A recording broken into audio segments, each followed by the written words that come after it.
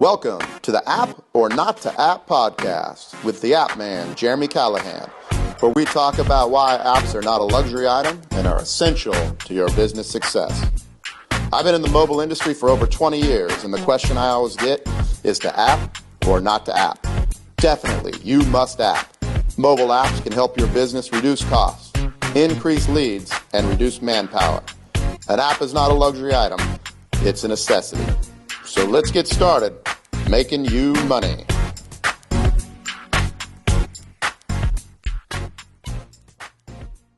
Hey, it's Jeremy Callahan, and welcome to the show today. I have a great guest. His name is HOSS Pratt.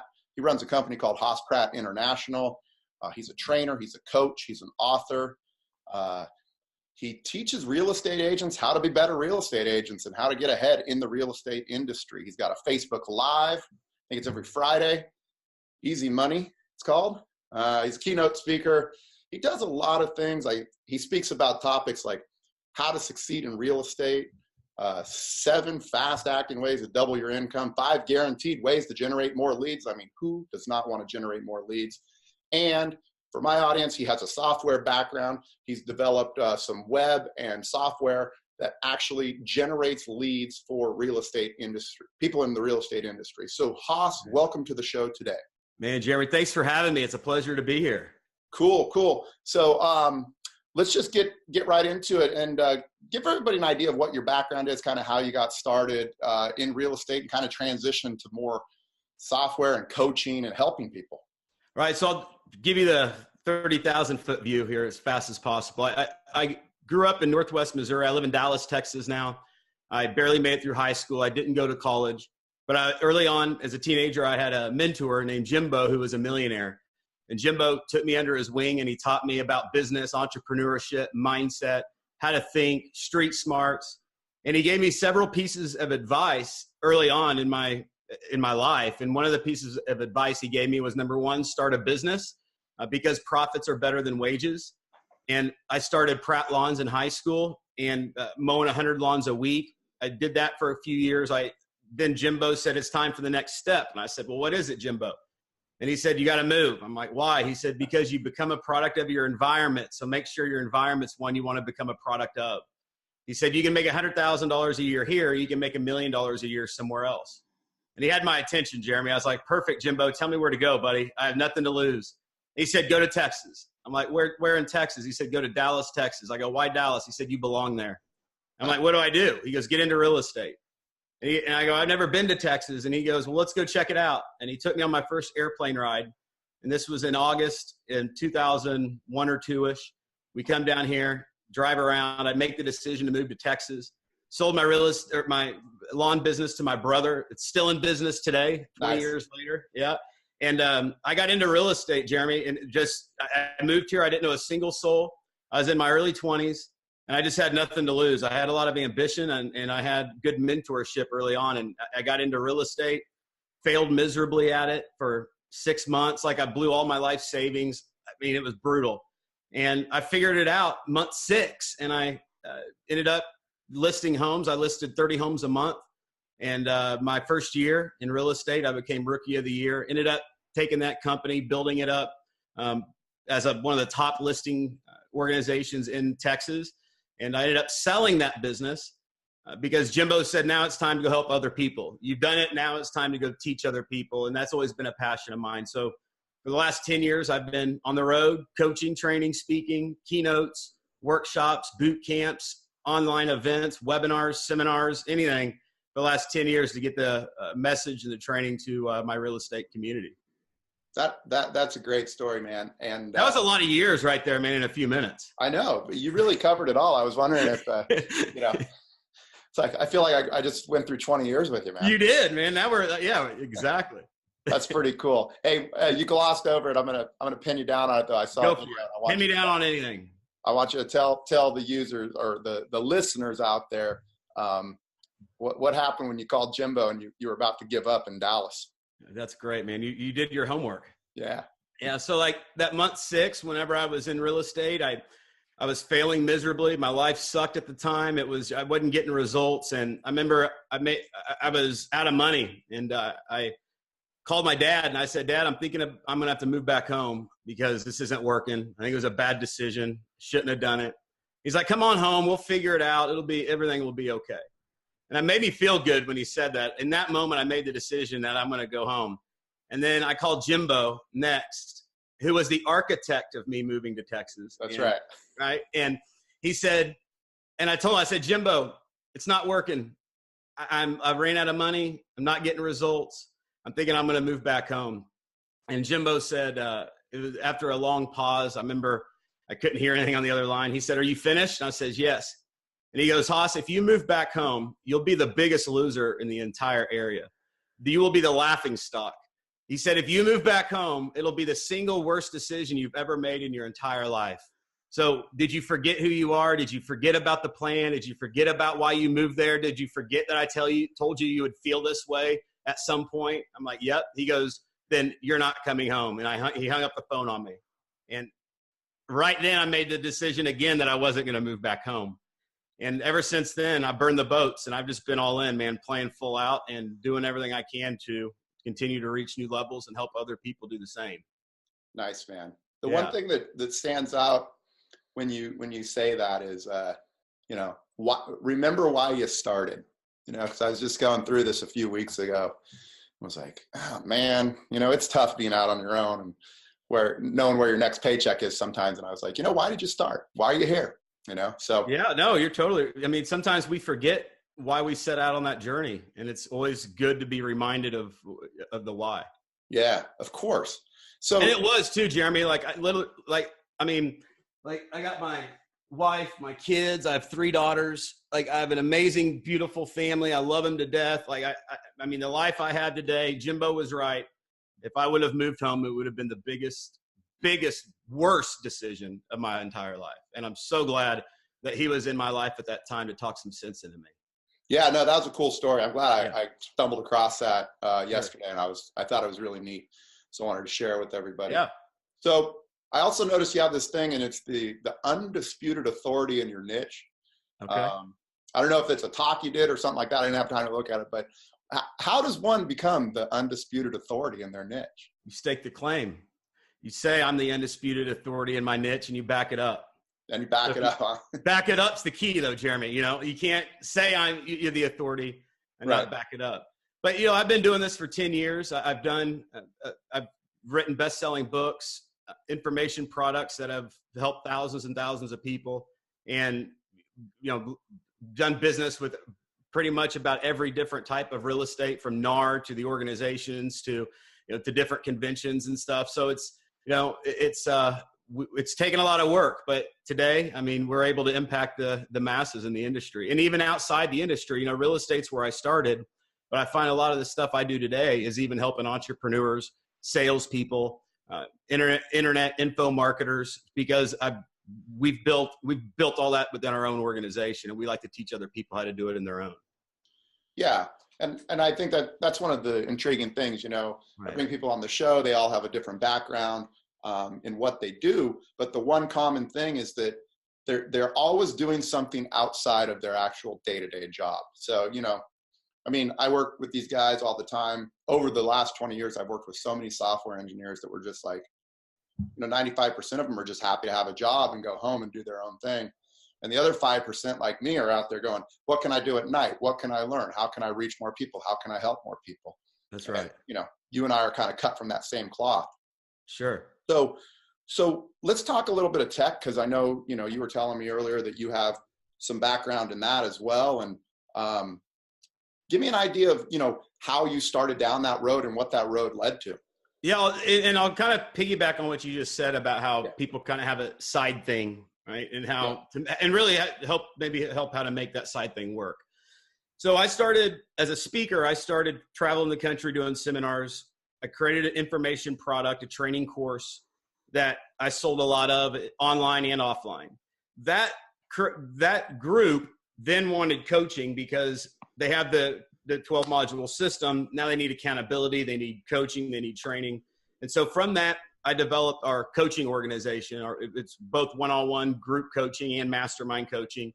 And because the product was there and there was a need for coaching. And then once I developed the coaching, I realized that the clients needed a community. They needed to get together, other like-minded people following the same lead or doing the same things. And so they wanted events. And so I started doing my conventions and conferences and workshops and doing the live events.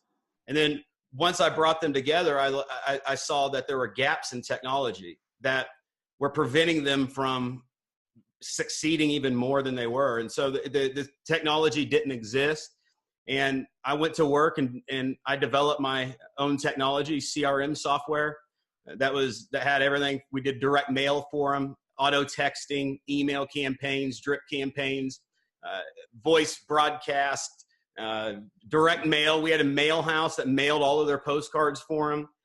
And like, it was sick, Jeremy, like this thing. It was like a Ferrari CRM. Like if you wanted to put your business on autopilot, this is the thing to do it. And I tell people, I'm like, those 2 years that I did Fuel is what gave me this gray hair and made me right wiser. And here's the thing that I learned.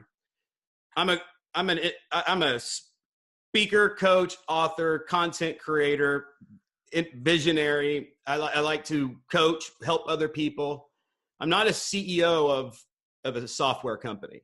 Right. And so this side thing, I learned this, that to me, I already had the audience. I already had the platform for my events. I could easily sell the product to my community. So it made sense that I would go over here. But the thing that I missed here for all of our listeners was that was not my lane. Developing the software was not my lane. And I had to learn a lot in that. I mean, it was to a point where I self-funded everything. And if we were going to grow, we were going to have to go raise money, get venture capital to invest in. It just wasn't the road that I wanted to go down. And so I cut bait. I said, this is not it. And I just stopped immediately, took a huge hit, lost my shirt on the software. But I believe by jumping ship before it kept sinking, right, before going through the challenges of doing it, saved a lot of headache.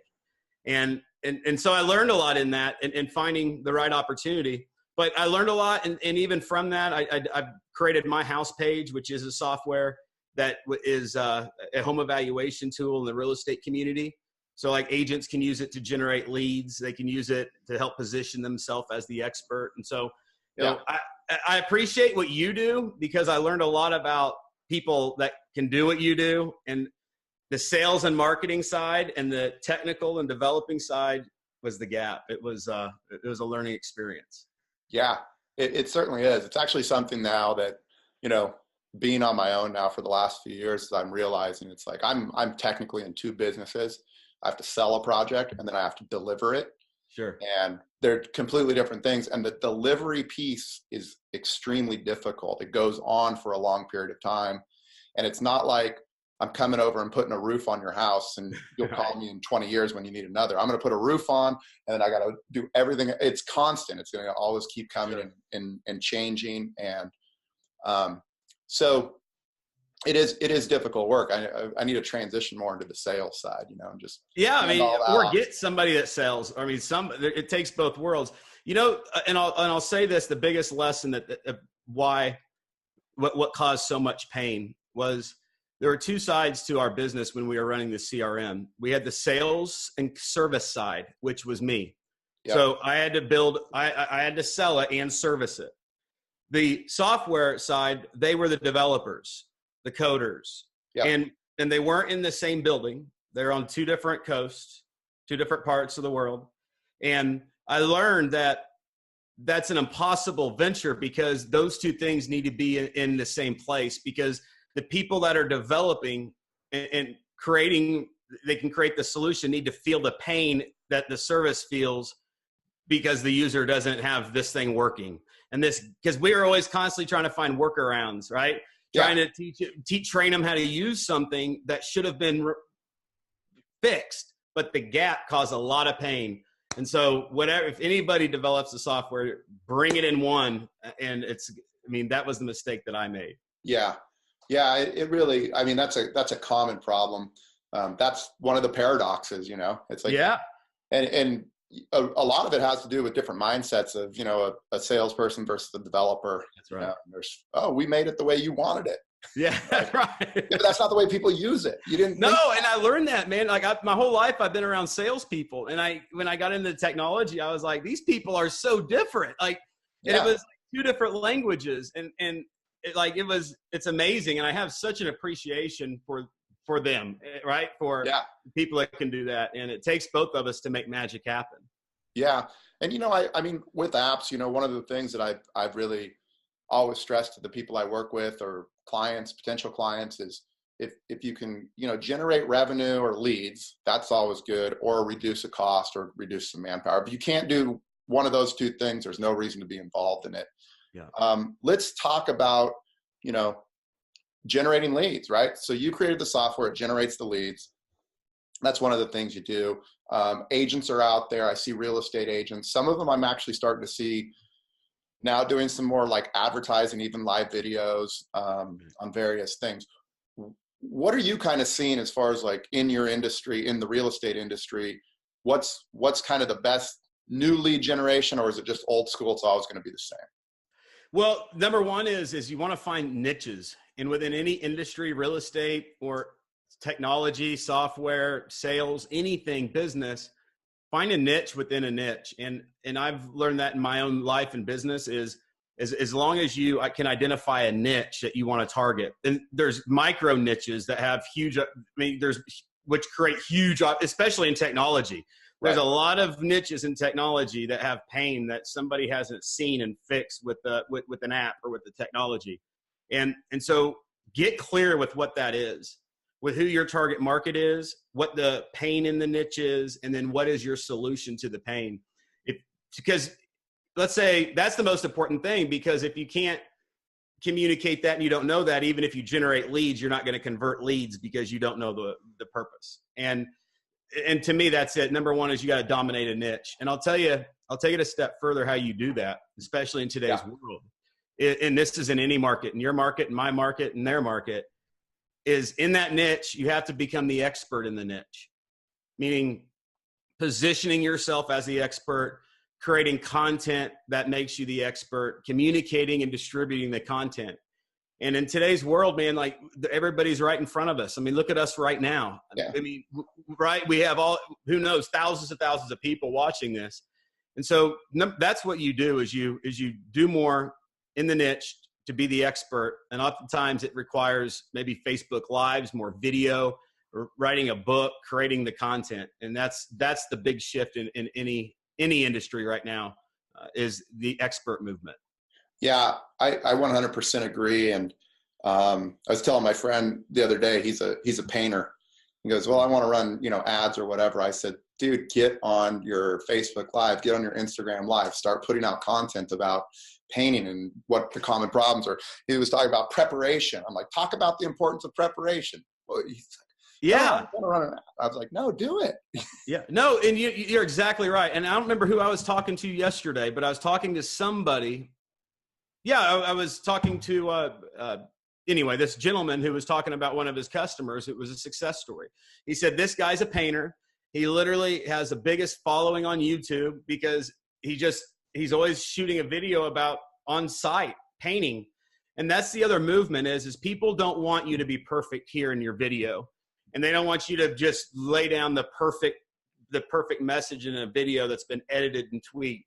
They want to see it down and dirty, man. They want to see you in the trenches. They want to see you doing your thing. They want to see behind the scenes. They want to see you go live. They want to see you doing what you do. And that's the movement. I mean, even for me, man, like I've launched a podcast, a Facebook Live show. We're doing tons of video. Even though for the last 10 years, I've been creating the content and doing it on stage in front of people. Right. There's this whole movement now that online, specifically social media, to reach more people. Yeah, for sure. And I mean, it's such an easy and free, and you have a platform and everything's built in for you, You just got to put yourself out there. And I think that's the challenge for most people. Well, definitely. That's the main challenge of all. Right. I'll tell you this, and this will but like, I just did my first Facebook Live like a month ago. Yeah. Which is embarrassing. There's a reason for it. I haven't wanted to put myself out there in that world. Right. Yeah. Because to me, it's easy to be HOSS the presenter, controlling whether it be online or on a stage or an event. That's interesting. But it is interesting. I know. Like, that's a trip, man. Because like most people would be scared out of their drawers to get up on a stage and talk to people. To me, it's the opposite. Well, what happened to me is I would do the Facebook Live, and I couldn't do the Facebook Live until like everybody else was out of the office. Okay. Yeah. And then one day, I forget what happened, but I had to go. I think maybe the internet was out, and I had to go do it from this building lobby, and people were walking around in the background, and I'm like, I was tripping out. It wasn't the people. It wasn't the people on Facebook that were watching me. It was the people walking around the frickin' room that were like, "What's this guy doing?" You know? And yeah, yeah. So, I know, but that's the world we're in right now. We all need to be more vulnerable, and we just do. And put yourself out there. You have nothing to lose, everything to gain. Yeah, I was just talking to Stephen Kuhn this morning, and he was talking about this product. They have this like inflatable product. And what they did is they had like a marketing company that was going to make them videos for their thing and everything. And they found that just making their own videos, you know, on their phone was faster. And then the other thing that they did that was interesting is they would go into the comments and look at all the comments. And when people would have negative comments, they would actually make videos responding to the negative comments. Oh, nice. And it increased their sales just, you know. Yeah. And it was like instant. They didn't have to wait for the marketing company to come in and go, oh, we should take this angle or this approach. You know, it's just like, go for it. That's right. So cool, man. Hey, let's talk about coaching a little bit. I know you coach a lot of people, a lot of business people. I'm guessing they're probably from all different kinds of industries, not just real estate. Tell us a little bit about that, and just kind of what's kind of like, where do you start with somebody, you know? Yeah, I think, well, let me tell you what I'm doing now. Yeah. I'm writing a book right now. It's called Easy Money: How to Create Opportunity Out of Thin Air and Dominate Your Niche. It's specific to your entire audience. It's specific to salespeople, the marketers, the entrepreneurs, for anybody that has an idea that wants to go out and do something with it. And in the book, and what I do is I show them not only how to come up with the idea, but how to automate the selling of the idea, how to create it, but also automate the sales. And there's through different channels. I'll give you an example. One thing that anybody listening needs to have to sell a product is a webinar. And I've done thousands of webinars, thousands. And I just did one yesterday. All the time. And those, I've leveraged webinars in my business to sell the products, to sell coaching, to sell the info products, to sell the software. I have a webinar, I'll give you an example, that sells my house page webinar that sells that service. Yeah. It converts 20% of every single viewer, meaning if they watch it, it converts 20% of the attendees into a $97 a month technology. And I recorded it once, it's done. Yeah. I go to affiliates with that. So like I'll do media buys, I'll go to different people in my niche, in my industry. Like I'll go to NAR and say, will you send these 3 emails and I'll pay you X to do it. Okay. And through media buys, through our in-house list, through Facebook marketing and advertising, we automated the sales process. I have 2 employees that work for me, and that's it, because we leverage technology, we automate. And for me, that's the value I bring to even the listeners, is how to do that. And that's what my book is about. It's about our coaching as far as helping people do that. Mm-hmm. There's a need, and it's extremely valuable. And especially now, because people are, there's nothing that works as good as a webinar to automate making money in your sleep. Yeah. I have the webinar that I run, and it's the same thing. It's like set up once, and then, I don't get like tons and tons of stuff out of it, but when they come, they come, you know what I mean? It's not like I'm doing anything to get it. I set it up once and it runs. I think that's something everybody wants in this world, right? Is like a multiple, some sort of other income that doesn't require a lot of, stress and headache. And that's the world of that I teach people how to build it and set it up, and then it's done. You got to do the work to build it, but once it's built, I've ran the one webinar that sells my Listing Boss product thousands and thousands of times for the last 8 years. It still converts the same today as it did 8 years ago. people still attend the webinar the same that they did 8 years ago. And so it's just this never-ending perpetuity revenue stream that consistently comes in since it was built once. And if anybody's listening, where do you start? I would get serious there, and starting with the sales side of how you're going to sell the thing that you have, or that sell the thing that you're going to create. What niche, what audience, how do we reach them? When we do reach them, how do we sell them? And I think a webinar would solve a lot of problems. Yeah, I agree with that. And yeah, and you said something very key just a second ago is, how to identify that market and how to get to it before, because you can go out and create the webinar, put a lot of work into it, and then there might not be a market. So it's that kind of that key step of, is there actually somebody there that wants this thing? Yeah, and I've developed 15 information products over the last 10 years. And here's what I've done. Not every time, but a lot of times. I'll go to the market first with the webinar that sells the course or sells the training. Yeah. And what I'll do is I will, even though the training hasn't been created yet, I'll sell it as a live training. And I'll say this Monday's module 1, next Monday's module 2, next Monday's 3, and then following 4. And I'll sell it. And then it gives me time to get the product done every week. Yeah. And so they're chasing me. And at the end of 4 weeks, I now have this asset that people buy for $300 to $3,000 that is done. Cool. So it was great having you on the show today, HOSS. Learned a lot about webinars, increasing leads, software, how it can help our business, how to become the undisputed authority, right? That's right. How can people get in contact with you? How can people find you and get to know you more? Yeah. So a couple things, I'll give you a couple different places to go, but go to easymoneysales.com to sign up for our early bird for our book. You guys are going to want to get this book. It's going to be launched here real soon. That's easymoneysales.com. And also check out hosspratt.com for additional resources and videos and other tools to help you grow your business. Yeah, and follow him on Facebook too. He does a live. Yeah. Every Friday I go live for the Easy Money Show, and that's you can find me on Facebook, like my page at HOSS Pratt, and you can get notified of when I go live. Right on. Awesome.